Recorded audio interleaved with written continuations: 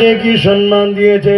এ পুরুষেরা শুনে রেখে দাও, আমি একজন পুরুষ এবং হুজুরের ঘরের ছেলে, নবীর খানদান হিসাবে বলে যাচ্ছে, প্রতিটা পুরুষের জান্নাত হলো নারীর পায়ের তলায়। প্রতিটা পুরুষের জান্নাত হলো নারীর পায়ের তলায়। ওই নারীটা হলো ওই পুরুষের আম্মা জান। আল জান্নাতু তাতা আকদামুল উম্মাহাত। প্রতিটা ছেলে শোনো, প্রতিটা পুরুষ শোনো, প্রতিটা ছেলেদের জান্নাত হলো তার মায়ের পায়ের তলায়। মা হলো নারীর জাত, তাই নারীদের এত মর্যাদা আল্লাহ দিয়েছে। এ আমার মায়ের জাতেরা, আজ আপনাদেরকে বলি, দুনিয়া আপনাদেরকে নিয়ে খেল তামাশা বানাতে চাইছে, দুনিয়া আপনাদেরকে নিয়ে মজা করতে চাইছে।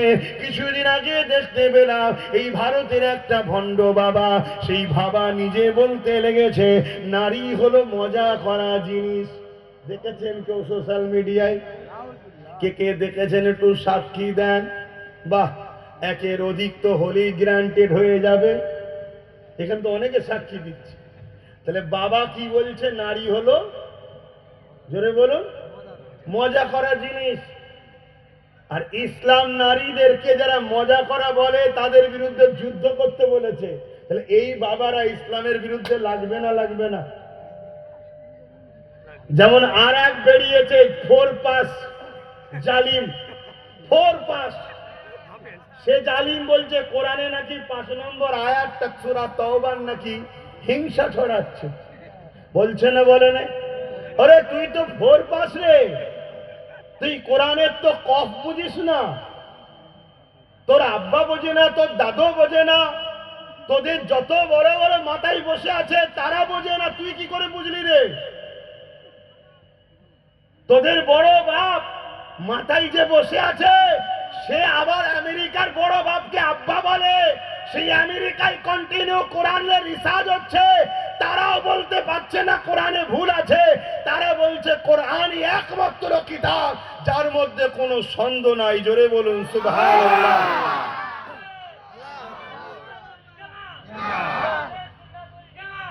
কিন্তু এত বড় বড় কথা বলার সাহসীরা পাচ্ছে কি করে জানেন?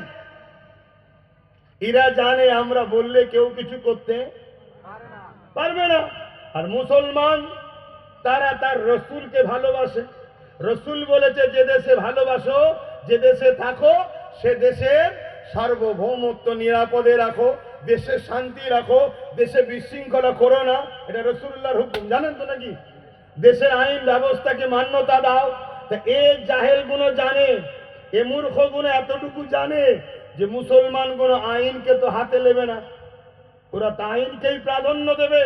আমাদের নামে সর্বোচ্চ হয়তো একটা মামলা হবে, তাও মামলাটা করবে কে? খেটে খাওয়া মানুষগুলো, গরিব মানুষগুলো, একটু ইমানদার আলেম উলামা গুলো। আর একটা আজকে হয়তো ইমানদার এমএলএ হয়েছে, সে হয়তো একটু কেস করবে, বাকি তো আমাদের কেউ করবে না। তা আমাদের কে কি করবে? বাপ ওপরে বসে আছে, বোন এখানে বসে আছে, আমাদের কেউ কিছু করতে পারবে না। তাই তো এত বড় বড় কথা বলার সাহস পাচ্ছে। আমার কথা একমত হতে পারছেন না নাকি?